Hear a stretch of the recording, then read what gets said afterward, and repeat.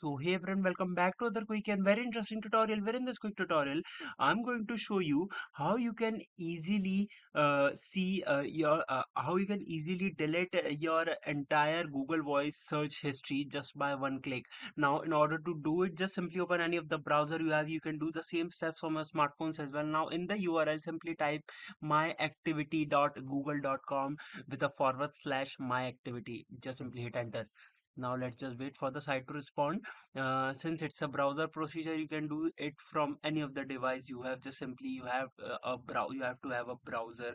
Now here you're gonna see this will open. Now here just simply click on this option of delete, and it will ask you the activity that you want to delete. For example, if I want to delete my last hour activity or my last day activity, or even the activity of all time, or even I can enter a custom range of which I want to delete the Google activity. Alright, so that's it for this tutorial. I hope this video will be helpful for you. Make sure to hit the like button and subscribe button for more such helpful and interesting tutorials. See you in the next one. Take care.